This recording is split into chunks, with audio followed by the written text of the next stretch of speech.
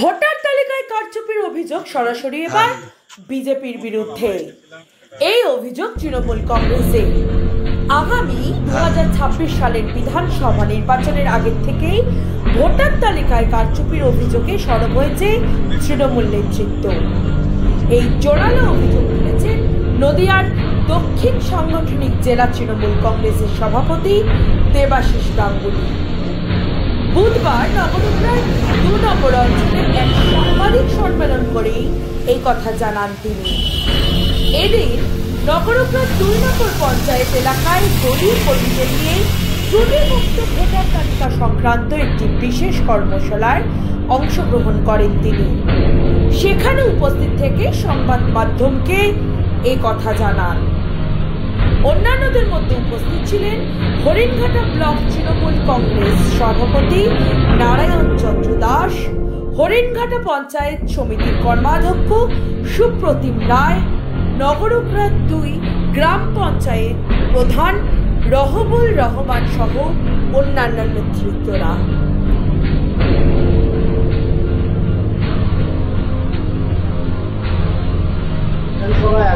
দেখুন, গণতন্ত্রে আমাদের সবথেকে বড় ভূমিকা বলুন, উৎসবও বলা হয় যে যা শব্দগুলো ব্যবহার করি, সেটা হচ্ছে নির্বাচন। আর সেই নির্বাচনে গুরুত্বপূর্ণ সর্বাধিক ভূমিকা হচ্ছে নির্বাচন তালিকা। সেই তালিকাটা ত্রুটিমুক্ত হবে, এটা আমাদের প্রত্যাশা। কিন্তু দুর্ভাগ্যজনকভাবে আমরা দেখতে পাচ্ছি হয়তো বা পরিকল্পিতভাবে ত্রুটিযুক্ত নির্বাচক তালিকা উপস্থাপিত করা হচ্ছে এবং সেটিকে দিয়েই এই নির্বাচনী বৈতরণী পার করবার একটা অশুভ প্রয়াস ভারতীয় জনতা পার্টির থেকে আমরা দেখতে পাচ্ছি। এবং চোখে আঙুল দিয়ে আমাদের নেত্রী মমতা বন্দ্যোপাধ্যায় সারা ভারতবর্ষের সমস্ত রাজনীতিকদের দেখিয়ে দিয়েছেন যে কিভাবে কারচুপি করে বিজেপি জিতছে। একটা ওয়েব তৈরি করে দেওয়া হচ্ছে যে বিজেপির বিজয় রথ আটকানো যাচ্ছে না ইত্যাদি ইত্যাদি। কিন্তু বাস্তব কি তাই? বিজেপি জিতছে নাকি তাদেরকে কারচুপি করে জেতানো হচ্ছে? অনেক উদাহরণ আছে, সেগুলি স্বয়ং দিল্লির মুখ্যমন্ত্রী কেজরিওয়াল হেরে গেছে, ভারতবর্ষের মানুষ জানছে যে তিনি হেরে গেছে, কিন্তু দেখা যাচ্ছে তার নিজের ভোট কেন্দ্রেই একেবারে 11th আওয়ারে গিয়ে অন্তত পক্ষে প্রায় 37,000 ভোটারের নাম কেটে দেওয়া হয়েছে। ভাইরাস তিনি হেরেছেন 1,500 আশপাশে।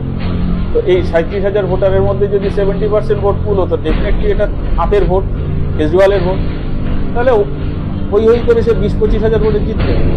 কিন্তু সার্টিফিকেটটা কি হলো? উল্টো হলো।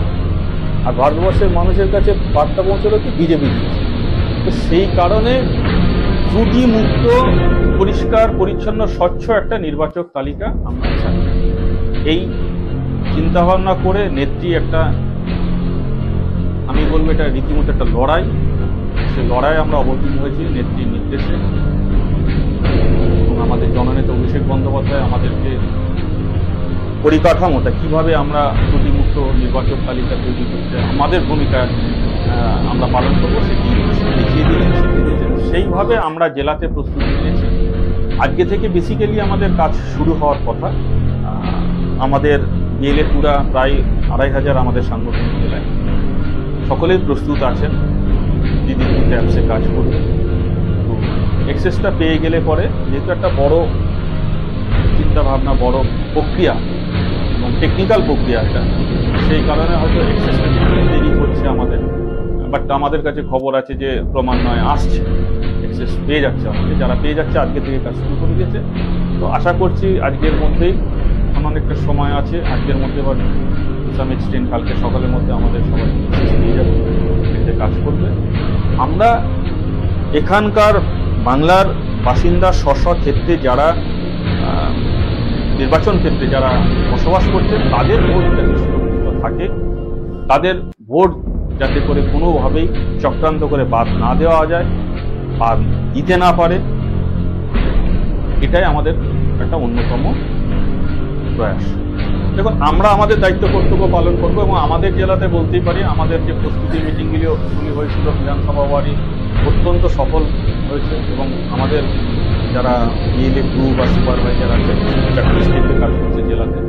বিএলএ 1, তারপরে আমাদের ব্লক টাউন সুপারভাইজার, অঞ্চল ওয়ার্ড সুপারভাইজার এবং একেবারে ফাইনালি বটম লাইনে আমাদের বিএলএ 2 বা প্রত্যেকের বডি ল্যাঙ্গুয়েজ ভীষণ পজিটিভ। তারা খুব সিরিয়াসলি ব্যাপারটা নিয়েছে এবং আমরা বিশ্বাস করি যে এই লড়াইটি আমরা সর্বতোভাবে সফল হব।